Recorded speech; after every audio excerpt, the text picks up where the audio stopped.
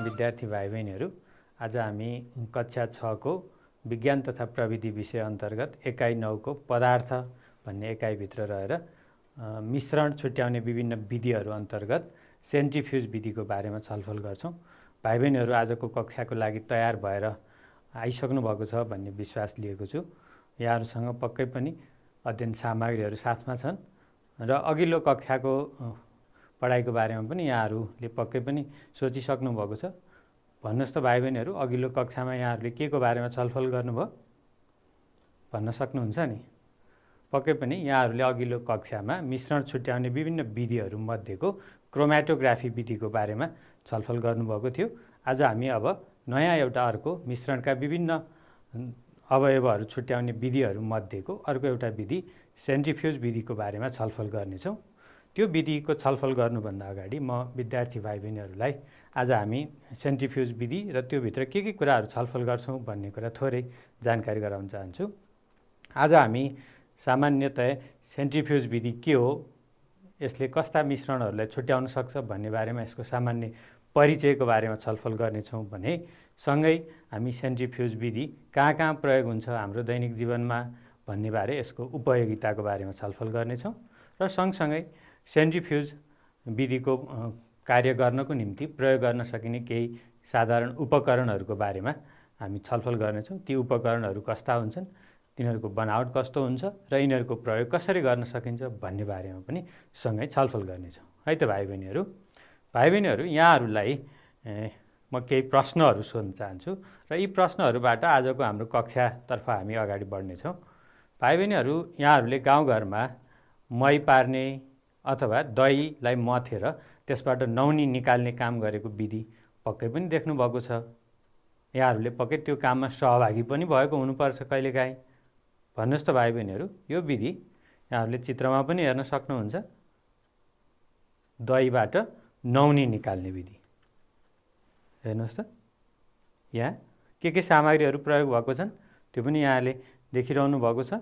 यहाँहरूको घरमा पनि ती सामग्रीहरू पक्कै पनि होलान्।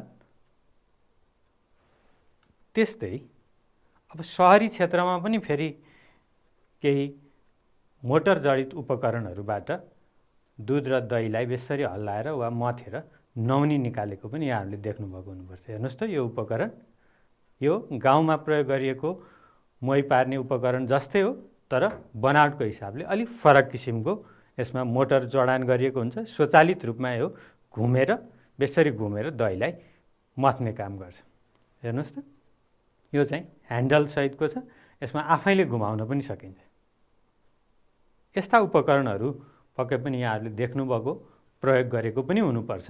यी उपकरणहरू के होलान् भाइ बहिनीहरूको दिमागमा पक्कै पनि केही प्रश्नहरू अनि केही जिज्ञासाहरू उत्पन्न भएकै हुनुपर्छ। भाइ बहिनीहरू, आजको कक्षामा यहाँहरूले सक्रियतापूर्वक सहभागिता जनाउनुहुन्छ र यी प्रश्नहरूको बारेमा हामी थप छलफल आजको कक्षामा अगाडि गर्नेछौँ। है त भाइ बहिनीहरू, अब त्यसो हो भने हामी एउटा सानो प्रयोग गरेर हेरौँ। है त भाइ बहिनीहरू, त्यो प्रयोगको लागि हामी केही सामग्रीहरू प्रयोग गर्छौँ। केही प्रयोग गरेर हेर्ने क्रममा म यहाँहरूलाई पनि यो क्रियाकलाप गर्न अनुरोध गर्छु। अहिले त यहाँहरूले सामग्रीहरू जुटाएको नहुन पनि सक्छ। पछि यो क्रियाकलाप हेरेर यहाँले पनि सँगै यो क्रियाकलाप पछि पनि गरेर हेर्न सक्नुहुन्छ। है त, हाम्रो क्रियाकलाप सेन्ट्रिफ्युज विधि कस्तो हुन्छ भन्ने बारेमा प्रदर्शन गर्ने उद्देश्यले यो क्रियाकलाप गर्न लागि हो र यो क्रियाकलापमा के सामग्रीहरू हेर्नुहोस् त भाइ बहिनीहरू, एउटा प्लास्टिकको बोतल जरुरी हुन्छ। प्लास्टिकको बोतल र त्यो बोतलको मुखमा चाहिँ अलिकति डोरी बाँधेर बलियोसँग राखिएको छ। यो क्रियाकलाप गर्दा अलिकति सावधानी पनि अपनाउनु पर्ने हुन्छ। त्यस्तै अर्को सामग्री बालुवा, हाम्रो गाउँघरमै पाइने सामग्री बालुवा भयो। यहाँले देख्न सक्नुहुन्छ बालुवा। अब यहाँ पनि मोटा ढुङ्गाहरू, अलि ठुला ढुङ्गाहरू, मसिना बालुवामा भएका ढुङ्गाहरू पनि साना ठुला विभिन्न खालका छन्। त्यस्तै अर्को चकको बट्टाबाट चकलाई निकालेर धुलो बनाएको चकको पाउडर अर्को सामग्री हो भने पानी अर्को सामग्री। यति सामग्रीहरू, चारवटा सामग्रीहरू प्लास्टिकको बोतल, बालुवा, चकको धुलो र पानीको प्रयोग गरेर हामी एउटा सेन्ट्रिफ्युज विधिको प्रयोग गर्न सक्छौँ, प्रदर्शन गर्न सक्छौँ। हेर्नुहोस् त, पहिलो क्रियाकलापको पहिलो काम चाहिँ हामी प्लास्टिकको बोतलमा बालुवा, चकको धुलो र पानी राखेर बोतलको मुख बन्द गर्छौँ है त भाइ बहिनीहरू।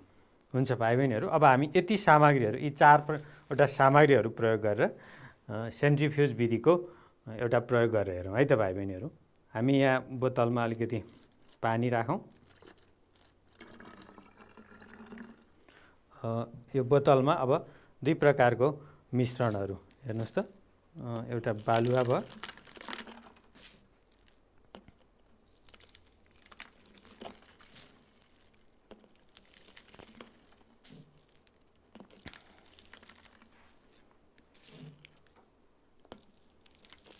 बालुवामा पनि कोही अलि ठुला ढुङ्गाहरू देखिन्छन्, कोही अलि साना ढुङ्गाहरू पनि छन् यसमा।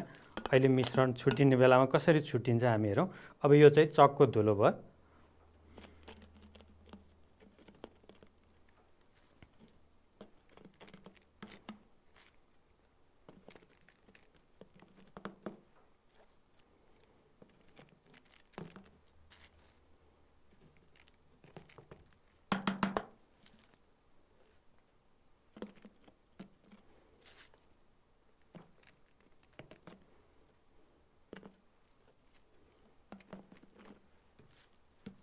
ल, यति सामग्रीहरू राखिसकेपछि अब हामी यो बोतलको मुख यसरी बन्द गर्छौँ र अब हामीसँग यो बोतललाई घुमाउनको निम्ति यहाँ छेउमा हामी डोरी बाँधेर राखेका छौँ र यो घुमाउने बेलामा भाइ बहिनीहरूले अलिकति सावधानी अपनाएर अलिक खाली कोठामा वा खाली ठाउँमा, खुल्ला ठाउँमा गएर घुमाउनुहोस् र यो डोरीलाई बेसरी अब यसरी घुमाएर यसरी घुमाउन सक्नुहुन्छ भाइ बहिनीहरू।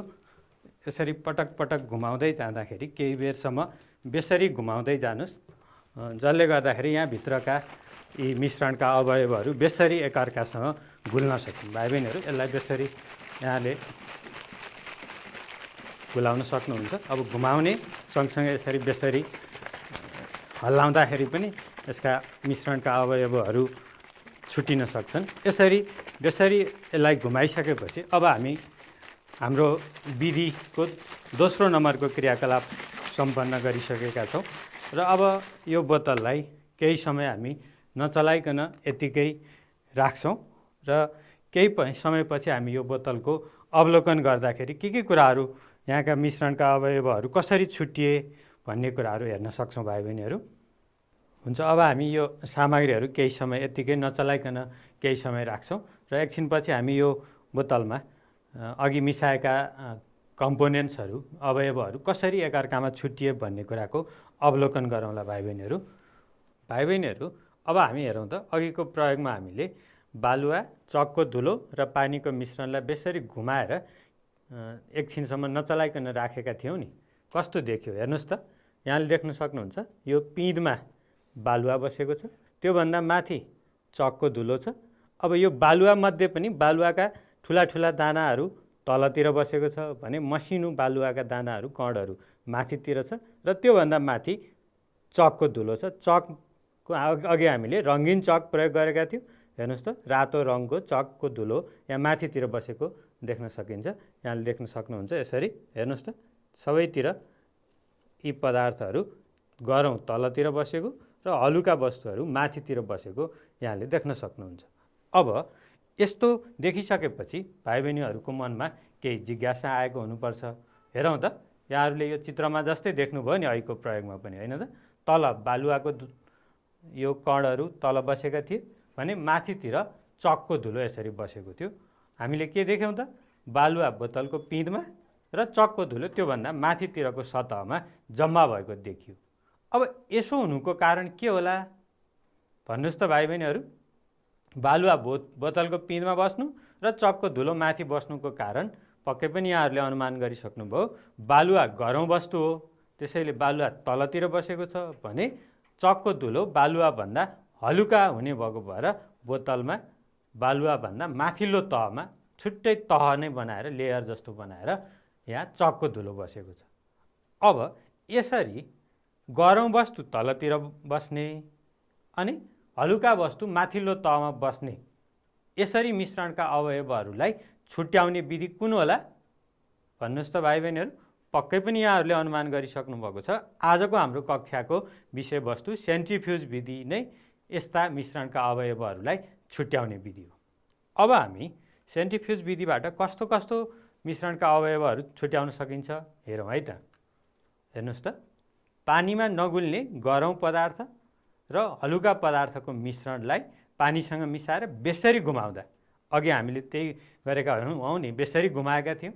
त्यसरी घुमाउँदा गरौँ पदार्थ पिँधतिर बस्नु र हलुका पदार्थ माथितिर छुट्टिएर मुखतिर वा माथिल्लो सतहतिर रहेर बस्ने र त्यसरी दुईटा पदार्थहरू एकअर्काबाट छुट्टिन्छन् भने त्यसरी मिश्रणका अवयवहरू छुट्याउने विधिले हामी सेन्ट्रिफ्युज विधि भन्छौँ।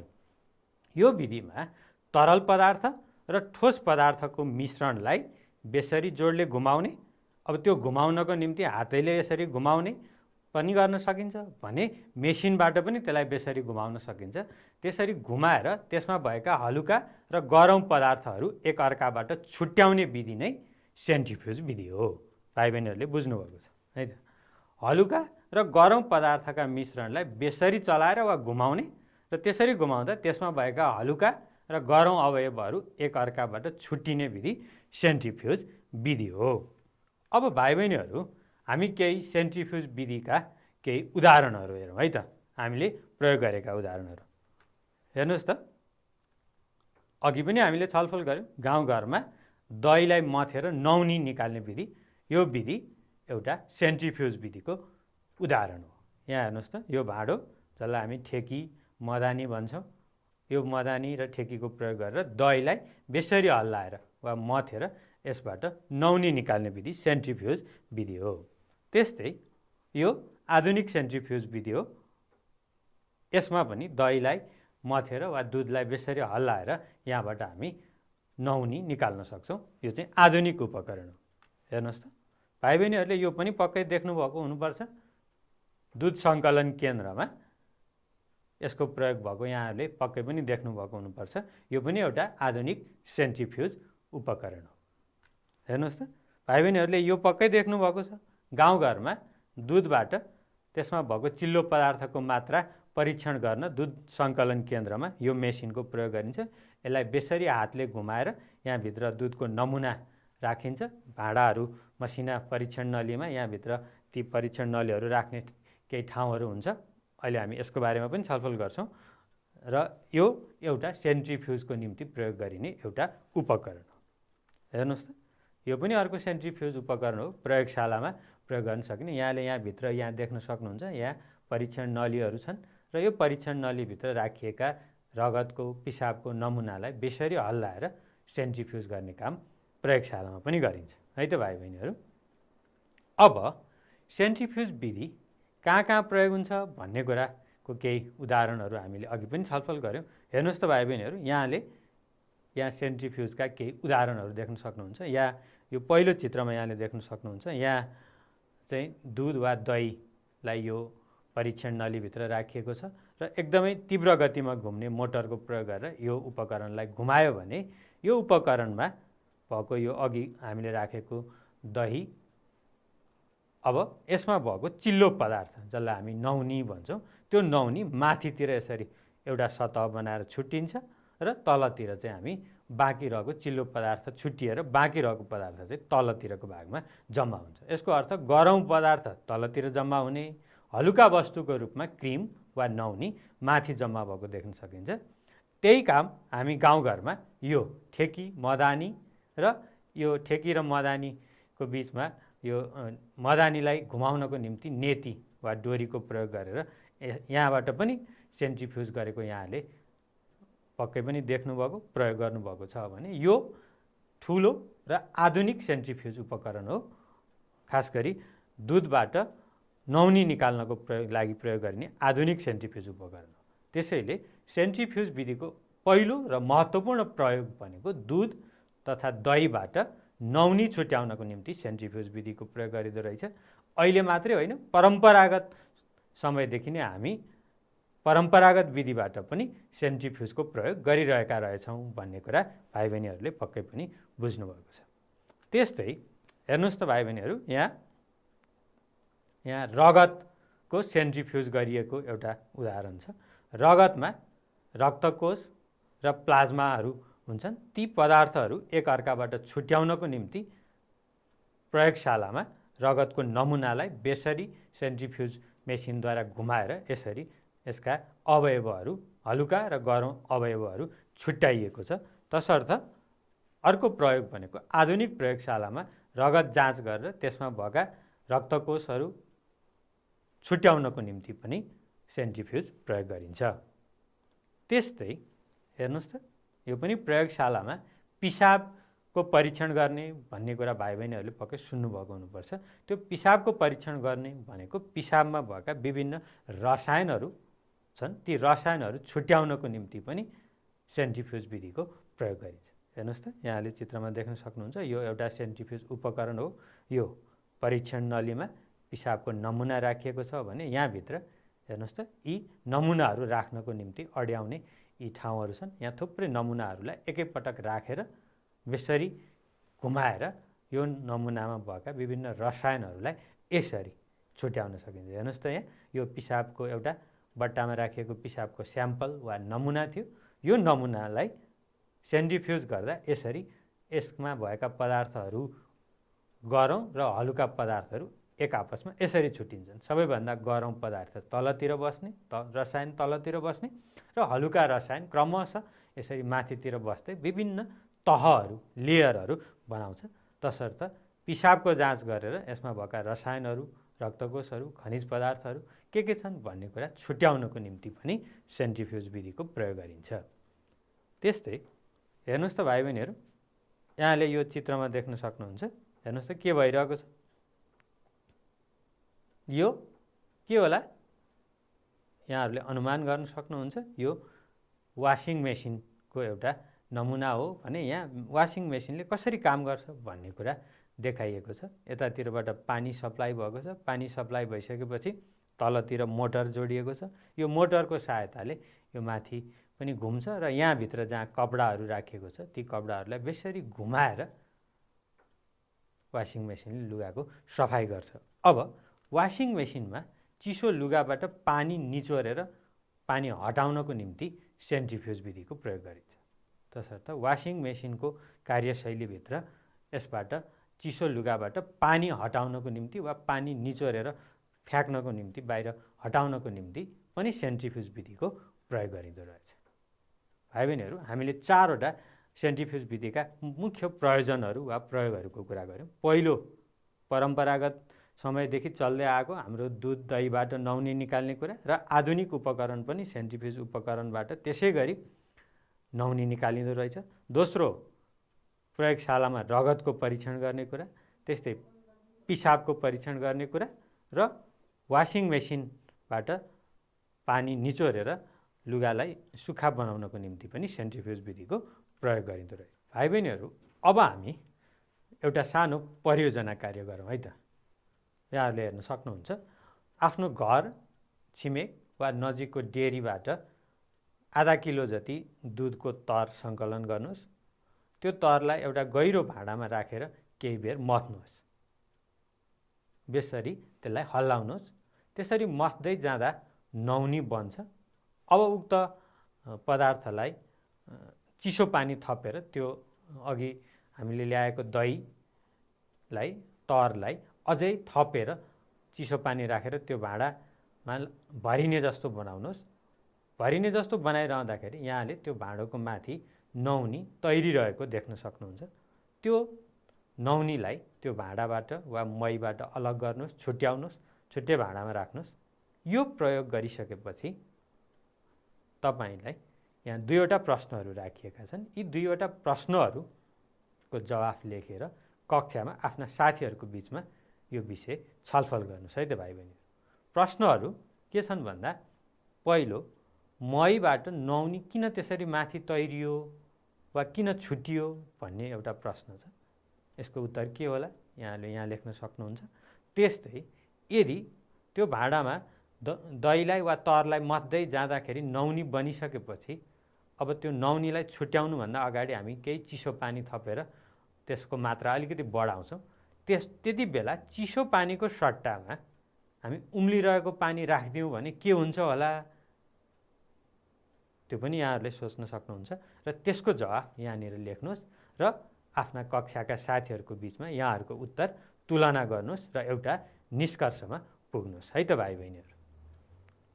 भाइ बहिनीहरू, अब म यहाँहरूलाई गाउँघरमा दहीलाई मथेर नौनी निकाल्ने तरिका के हो भन्ने बारेमा केही छलफल गराउँछु। यो एउटा परम्परागत सेन्ट्रिफ्युज विधि हो र गाउँघरमा त भाइ बहिनीहरूले पक्कै पनि आफै सहभागी भएर पनि यो मही पार्ने वा नौनी निकाल्ने काम गरेको हुनुपर्छ। यदि भाइ बहिनीहरूले त्यो काम गर्नुभएको छैन वा देख्नुभएको छैन भने म केही चित्रहरूबाट पनि यो प्रक्रियाको बारेमा स्पष्ट पार्नेछु। हेर्नुहोस् त भाइ बहिनीहरू, सबैभन्दा पहिला यो दही जम्मा गर्ने सङ्कलन गर्ने भाँडो जसलाई हामी ठेकी भन्छौँ, यसलाई मथ्नको निम्ति प्रयोग गरिने यो भाँडो, यो सामग्री जसलाई हामी मदानी भन्छौँ र यसलाई घुमाउनको निम्ति यहाँ प्रयोग गरेको डोरी छ, यसलाई हामी नेती भन्छौँ र अब यसलाई कुनै अर्को एउटा कुनै सामग्रीमा अड्काएर यो मदानीलाई हामी घुमाउँछौँ र सँगसँगै दुध वा दही जमाएर हामी यहाँ नौनी निकाल्नको लागि तयारी गरेको सामग्रीहरू यो पहिलो चित्रमा यहाँले देख्न सक्नुहुन्छ। अब यी सामग्रीहरू मिसाएर हेर्नुहोस्, यहाँ यो चाहिँ मुख्य सेन्ट्रिफ्युज प्रक्रिया अवलम्बन गरिरहेको चित्र यहाँहरूले दोस्रो चित्रमा देख्न सक्नुहुन्छ। यहाँ अघि तयार गरेका यिनै सामग्रीहरूलाई बेसरी घुमाउने जोडले घुमाउने काम गरिन्छ। घुमाइसकेपछि हेर्नुहोस् त तेस्रो चित्र।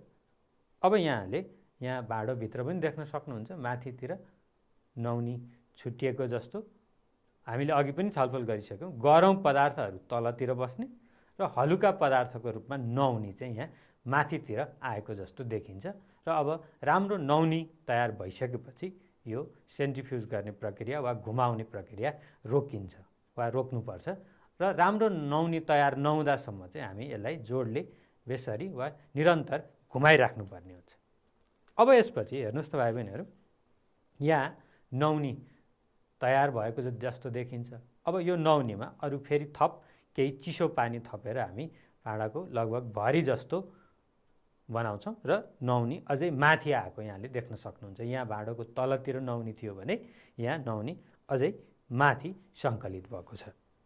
हेर्नुहोस् त, अब हामी के गर्छौँ, यो मदानीमा पनि नौनी टाँसिएको हुन्छ, यो भाँडाको माथि पनि नौनी आइसकेको छ। अब यो नौनीलाई अर्को कुनै भाँडामा हेर्नुहोस् त, यहाँ अर्को भाँडामा हामी ट्रान्सफर गरिरहेको छौँ। यतातिर राख्यौँ र यो मदानीलाई पनि राम्रो सफा हुने गरी यसमा टाँसिएको नौनीलाई यहाँबाट झिक्दै गरेको यहाँ देख्न सक्नुहुन्छ दृश्य। सँगसँगै यतातिर हेर्नुहोस् त, नौनीलाई डल्ला पनि बनाइसकेको छ भने सँगसँगै यता अघिको भाँडो, अब भाँडोको पनि सरसफाइको कुरा यहाँ चित्रबाट देख्न सक्नुहुन्छ। र अब अन्त्यमा हेर्नुहोस् त, अब यो अघिकै जस्ता भाँडा अब गरौँ पदार्थको रूपमा तल रहेको पदार्थ मोहीको रूपमा यहाँ छुट्टिएको छ भने अघि छुट्याएको नौनीलाई तताएर पगालेर अब यहाँ घिउ बनाएको देखिन्छ। यसरी गाउँघरमा महीलाई मथेर वा दहीलाई मथेर मही बनाउने वा नौनी निकाल्ने प्रक्रिया गर्न सकिन्छ। यो परम्परागत सेन्ट्रिफ्युज विधिको एउटा गजबको नमुना हो। यहाँहरूले पक्कै पनि बुझ्नुभएको छ। हाम्रा बाबुबाजेहरूले परम्परादेखि नै सेन्ट्रिफ्युज विधि प्रयोग गर्दै आउनुभएको रहेछ। अब यही सेन्ट्रिफ्युज विधि फेरि आधुनिक उपकरणहरूको प्रयोगबाट पनि सेन्ट्रिफ्युज गरिएको पाइन्छ। आजभोलि विज्ञान र प्रविधिको विकासले सेन्ट्रिफ्युज गर्ने नयाँ नयाँ उपकरणहरू औजारहरू बनेका छन् र त्यसले परम्परागत सेन्ट्रिफ्युजका उपकरणहरूलाई कतै कतै विस्थापन पनि गरेको छ र नयाँ नयाँ उपकरणहरूको प्रयोग भएको कुरा यहाँहरूले देख्नुभएको हुनुपर्छ। म केही उदाहरणहरू देखाउन चाहन्छु।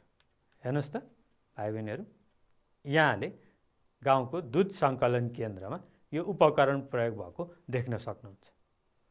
यो सेन्ट्रिफ्युजको निम्ति प्रयोग गर्न सकिने एउटा उपकरण हो। यो हातैले बेसरी घुमाउनु पर्ने हुन्छ। अब यसको भित्री बनावटको कुरा यहाँले देख्न सक्नुहुन्छ। हेर्नुहोस् त, यहाँ थुप्रै नमुनाहरूलाई एकैपटक यहाँ राखेर फरक फरक भाँडाहरू छन्। यी फरक फरक च्याम्बरहरूमा परीक्षण नलीमा दुधका नमुनाहरू राखेर ती दुधका नमुनाहरूमा भएको चिल्लो पदार्थको मात्रा कति छ भनेर परीक्षण गर्नको निम्ति यो सेन्ट्रिफ्युज उपकरणको प्रयोग गरेको यहाँले देख्नुभएकै हुनुपर्छ। यो सेन्ट्रिफ्युज उपकरण हो। यो चाहिँ हातैले बेसरी घुमाउनु पर्ने हुन्छ।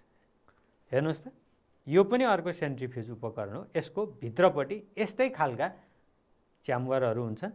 त्यहाँ पनि परीक्षण नलीमा विभिन्न खालका नमुनाहरूलाई राखेर यो चाहिँ विद्युतीय माध्यमबाट सञ्चालन हुने उपकरण हो। बेसरी मोटरको सहायताले यो घुम्छ।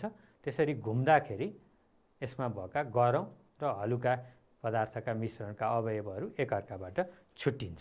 यो अर्को सेन्ट्रिफ्युज उपकरण हो है त। हेर्नुहोस् त, अब यो एउटा सेन्ट्रिफ्युज उपकरण यस्तै खालको, तर यसको बिर्को ढक्कनी भएको।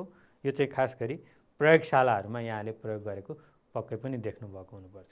अस्पतालमा जाँदाखेरि कहिलेकाहीँ रगत दिसा पिसाब परीक्षण गर्नुभएको हुनुपर्छ भाइ बहिनीहरूले। त्यति बेला यो उपकरणको प्रयोग गरेको पक्कै पनि हुनुपर्छ। हेर्नुहोस् त, यहाँ नमुनाहरू राखिएको छ र यसलाई विद्युतीय माध्यमबाट घुमाएर बेसरी घुमाउने र सेन्ट्रिफ्युज गर्ने काम गरिन्छ। त्यस्तै यो अर्को सेन्ट्रिफ्युज, आधुनिक सेन्ट्रिफ्युज उपकरण हो। यो पनि दुधबाट नौनी निकाल्नको निम्ति ठुलो परिमाणमा एकैपटक दुधबाट नौनी निकाल्नु पर्यो भने डेयरी उद्योगहरूमा प्रयोग गरेको यहाँहरूले देख्नुभएको पनि हुनुपर्छ। हेर्नुहोस् त, यो चाहिँ ठुलो खालको भाँडा। यी सबै उपकरणहरू आधुनिक सेन्ट्रिफ्युजका उपकरणहरू, जसले सेन्ट्रिफ्युजिङ विधिबाट मिश्रणका गरौँ र हलुका अवयवहरू एकअर्काबाट छुट्याउँछ। अब हामी सेन्ट्रिफ्युज उपकरण कस्तो हुन्छ भन्ने कुरा थोरै यसको बनावट र प्रयोगको कुरा छलफल गरौँ। प्रयोगको बारेमा यहाँहरूले अघि पनि धेरै कुरा हेरिसक्नु भएको छ। अब हामी एउटा बनावट हेरौँ त। यहाँले एउटा सेन्ट्रिफ्युज उपकरण देख्न सक्नुहुन्छ। यहाँभित्र यी मसिना च्याम्बरहरू छन्, यहाँले देख्न सक्नुहुन्छ। यहाँ नमुनाहरूलाई परीक्षण गर्नुपर्ने वा सेन्ट्रिफ्युज गर्नुपर्ने नमुनाहरूलाई परीक्षण नलीमा राखेर यी च्याम्बरहरूमा राखिन्छ र यी च्याम्बरहरूको तलतिर एउटा रोटर हुन्छ। त्यो रोटरले विद्युतीय माध्यमबाट यिनीहरूलाई बेसरी घुमाउने काम गर्छ र यो माथिबाट छोप्नको निम्ति यसको बिर्को छ। यो विद्युतीय माध्यमबाट सञ्चालन हुने भएकोले यसको गति नियन्त्रण गर्ने, रोक्ने, कति समयको लागि चलाउने हो, समय राख्ने आदि कुराहरू पनि यहाँ सेट गर्न मिल्छ। त्यस्तै यहाँले यो अलि अर्को खालको मोडलबाट यसको बनावट अझै विस्तृत रूपमा हेर्न सक्नुहुन्छ। हेर्नुहोस् त, यो जस्तै छ। माथितिर यसको बिर्को भयो, यो तलतिर च्याम्बर छ। च्याम्बरभित्र यहाँहरूले देख्न सक्नुहुन्छ यी नमुनाहरू राख्ने ठाउँहरू छन्। यी चिजहरूलाई घुमाउने रोटर छ। रोटरको तलतिर मोटरमा रोटर जोडिएको हुन्छ। जब मोटर घुम्छ, मोटरसँगै यो रोटर घुम्छ र रोटरमा एट्याच भएका यी परीक्षण नली राख्ने च्याम्बर्सहरू एकैसाथ घुम्छन् र यसरी घुम्दाखेरि यो बेसरी घुम्नु भनेको सेन्ट्रिफ्युज विधि हो। र बेसरी घुम्दा यहाँ राखिएका नमुनाहरू वा हलुका र गरौँ पदार्थ भएको मिश्रणका अवयवहरू एकअर्काबाट छुट्टिन्छन्। यहाँनिर यहाँले देख्न सक्नुहुन्छ यो नमुना यो घुमाउनुभन्दा अगाडिको अवस्थामा यी मिश्रणका अवयवहरू सबैतिर यसरी बाँडिएका थिए। अघिको हाम्रो प्रयोगमा पनि हामीले यहाँ हेऱ्यौँ। अब यसलाई बेसरी घुमाइसकेपछि यहाँ भएको गरौँ दाना तलतिर जम्मा भएको, हलुका दाना माथितिर जम्मा भएको कुरा यहाँले यो चित्रबाट हेर्न सक्नुहुन्छ। त्यसैले सेन्ट्रिफ्युज उपकरणमा खास गरी रोटरमा जोडिएका यी च्याम्बरहरू, च्याम्बरभित्र परीक्षण नली र परीक्षण नलीभित्र नमुनाहरू राख्ने वा मिश्रण छुट्याउनु पर्ने मिश्रणका अवयवहरू राख्ने र यो रोटरलाई घुमाउने तलतिर एट्याच भएको मोटर चाहिँ यो सेन्ट्रिफ्युज उपकरणमा प्रयोग हुने मुख्य यसका भागहरू हुन् भने यो बाहिरको बट्टाहरू भयो। यसलाई कन्ट्रोल गर्नको निम्ति यहाँ स्विच भएको कुरा यहाँले देख्न सक्नुहुन्छ। यतातिर हेर्ने भने यहाँ स्पिड कन्ट्रोल गर्ने, यसको गति, एक्सिलरेसन, प्रवेग कन्ट्रोल गर्ने आदि कुराहरू यहाँतिर बाहिरपट्टि यसको बनावटभित्र हुन्छ। यो आधुनिक सेन्ट्रिफ्युज उपकरण भयो। यसको प्रयोग गर्ने कुरा, प्रयोग चाहिँ खास गरी हलुका र गरौँ पदार्थ मिसिएको मिश्रणलाई छुट्याउनको निम्ति प्रयोग गरिन्छ भन्ने कुरा यहाँहरू स्पष्ट भइसक्नु भएको छ। अब त्यसो हो भने एउटा सानो अभ्यास गरौँ न त भाइ बहिनीहरू। हेर्नुहोस् त, एकैछिन यहाँ पढौँ है त। गीता आज घरबाट विद्यालय जान भनेर चाँडै निस्किन्। हिजो कक्षामा शिक्षकले आफ्नो घर नजिकै भएको दुध सङ्कलन केन्द्रको भ्रमण गरेर त्यहाँ दुधमा भएको चिल्लो पदार्थको मात्रा परीक्षण गरेको अवलोकन गरी पुरा गर्न दिएका केही परियोजना कार्यहरू सम्पन्न गर्न उनी आमासँगै विद्यालय जाने बाटोमा भएको दुध सङ्कलन केन्द्रमा पुगिन्। दुध सङ्कलन केन्द्रमा किसानहरू दुध बेच्न लागिरहेको उनले देखिन् र आमासँगै दुध सङ्कलन केन्द्रमा पुगेकी गीताले त्यहाँ दुध सङ्कलकहरूले दुधमा भएको चिल्लो पदार्थको मात्रा परीक्षण गर्दै त्यसकै आधारमा किसानहरूले कति पैसा पाउँछन् भन्ने कुरा हिसाब गरिरहेको कुरा पनि देखे र त्यो अवस्थालाई उनले त्यहाँ केही बेर अवलोकन गरिसकेपछि आमा र केही किसानहरू र दुग्ध सङ्कलकको बिचमा छलफल गरेर हिजो विद्यालयमा शिक्षकले दिनुभएको परियोजना कार्यका प्रश्नहरूको जवाफ लेखिन् र उनी विद्यालयतिर गइन् र विद्यालयमा उनी जस्तै अरू साथीहरूले देखेका पत्ता लागेका कुराहरू छलफल गरेर उहाँहरूले एउटा निष्कर्षमा पुग्ने काम गर्नुभयो। अब यसको आधारमा हामी केही प्रश्नको जवाफ दिने वा केही अभ्यास गरौँ है त भाइ बहिनी। हेर्नुहोस् त, यो वाक्य ठिक हो वा बेठिक के हो, यहाँले यो माथिको कुरा र हामीले अहिलेसम्म छलफल गरेको विषयवस्तुको आधारमा भन्नुहोस् त। अस्पतालमा पिसाब तथा रगतमा मिसिएका रसायनहरू छुट्याउन क्रोमेटोग्राफी विधिको प्रयोग गरिन्छ। यो वाक्य ठिक हो। यहाँहरूले क्रोमेटोग्राफी विधि पनि पढ्नुभएको छ, भन्नुहोस् त। पक्कै पनि क्रोमेटोग्राफी अस्पतालमा रगत र पिसाबमा भएको रसायनहरू छुट्याउनको निम्ति प्रयोग गर्ने विधि होइन। यो विधि भनेको सेन्ट्रिफ्युज विधि हो, त्यसैले यो वाक्य बेठिक वाक्य हो। अब अर्को वाक्य हेरौँ है त।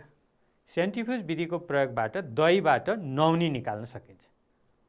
यहाँहरूले धेरैवटा उदाहरणहरू हेरिसक्नु भएको छ, त्यसैले यो वाक्य ठिक वाक्य हो भन्न सक्नुहुन्छ। त्यस्तै गरी तरल र ठोसको मिश्रणमा भएका हलुका र गरौँ पदार्थहरूलाई छुट्याउन सेन्ट्रिफ्युज विधिको प्रयोग गरिन्छ। पक्कै पनि भाइ बहिनीहरू स्पष्ट भइसक्नु भएको छ। ठोस र तरल पदार्थको मिश्रण, त्यसमा भएका हलुका र गरौँ पदार्थहरू एकअर्कासँग छुट्याउन सेन्ट्रिफ्युज विधिको प्रयोग गरिन्छ। भनेपछि यो वाक्य के हो? ठिक वाक्य हो। त्यस्तै हिजो आज सहरी क्षेत्रमा ठेकीमा दही जम्मा गरेर मदानीको सहायताबाट दुध वा दहीलाई बेसरी हल्लाएर नौनी निकालिन्छ। अब भाइ बहिनीहरू यो ठिक वा बेठिक के वाक्य हो? ठेकी दही मदानीको प्रयोग गरेर दुध दहीलाई हल्लाएर नौनी निकाल्ने कुरा ठिकै हो। तर सहरी क्षेत्रमा आजभोलि यो खालका सामानहरू सहजै उपलब्ध नहुँदाखेरि सहरी क्षेत्रमा यसरी नौनी निकाल्ने प्रचलन खासै रहेको पाइँदैन। त्यसैले यो वाक्य बेठिक वाक्य हो। गाउँघरमा हो भने चाहिँ यही वाक्य फेरि ठिक हुन्छ, किनभने ठेकी दही मदानी आदि उपकरणहरू एकअर्काबाट नौनी निकाल्ने विधि गाउँघरमा प्रचलनमा रहेको पाइन्छ। अब मथ्ने विधि स्थानीय स्तरमा दहीमा भएको घिउलाई छुट्याउने सबैभन्दा सरल विधि हो भनिएको छ। पक्कै पनि यहाँहरूले बुझ्नुभएको छ, यो वाक्य ठिक वाक्य हो। अब त्यसै गरी केही अरू प्रश्नहरू छलफल गरौँ है त भाइ बहिनीहरू। हेर्नुहोस् त, सेन्ट्रिफ्युज विधिमा गरौँ वस्तु परीक्षण नलीको कहाँ जम्मा हुन्छ? सेन्ट्रिफ्युज गरिसकेपछि सेन्ट्रिफ्युज गरिएको जुन पदार्थ छ त्यो पदार्थ परीक्षण नलीमा वा भाँडामा कतातिर जम्मा हुन्छ?